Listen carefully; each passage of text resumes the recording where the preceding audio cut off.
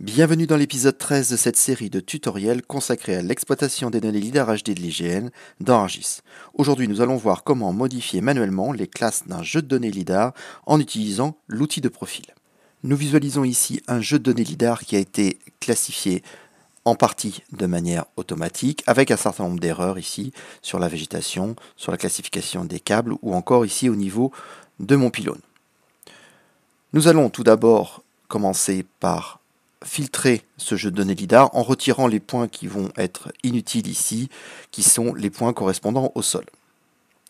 Une fois ces points filtrés, nous allons pouvoir tout d'abord utiliser les outils qu'on a déjà vus, à savoir les outils de classification interactifs, qui vont me permettre, à l'aide de ces outils de sélection ici, de sélectionner une partie de mon nuage de points et de lui réaffecter le code que je souhaite mettre. Ici, des points étaient classés en bâtiment alors qu'il s'agit de végétation. Autre outil que nous pouvons utiliser, c'est l'outil de profil. Et notamment dans le cas ici de mes pylônes et de mes lignes électriques, il va être intéressant de pouvoir utiliser un outil de coupe, de profil, dont j'ai précisé ici la largeur, 60 mètres, afin de pouvoir découper interactivement le profil correspondant à ces zones et de pouvoir plus facilement sélectionner mes points et les reclasser. Ainsi, je vais pouvoir sélectionner très facilement ici mes câbles qui sont soit mal classés, soit ici non classés, et pouvoir leur affecter le code de classe que je souhaite. De la même manière ici pour mon pylône, le fait d'être dans ce mode de profil me permet de bien le distinguer, de pouvoir l'afficher effectivement de profil pour pouvoir sélectionner les quelques points ici qui ont été classés en tant que pylône alors qu'il s'agit de points qui correspondent à des câbles. Donc très facilement je sélectionne ces points et je leur réapplique le bon code.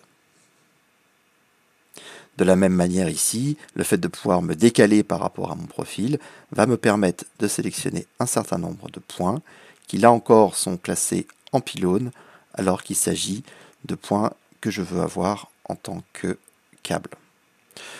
Voilà, mon pylône est presque correctement classé. Il me reste à régler un petit souci au niveau du pied de mon pylône. Vous voyez ici que l'on peut réduire à tout moment la largeur du profil afin de pouvoir faciliter la sélection des points ici qui sont incorrectement classés, de leur appliquer le code de pylône et de pouvoir décaler mon profil afin de m'assurer que l'ensemble de mes points ont bien été reclassés comme je le souhaite et de corriger des petites erreurs comme ici sur certains points du pylône.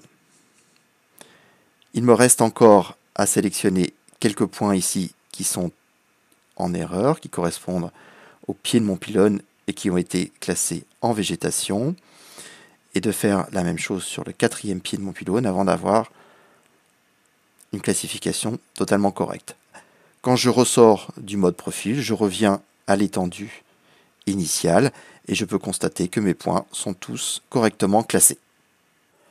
Voilà pour aujourd'hui, je vous dis à bientôt pour de prochains épisodes.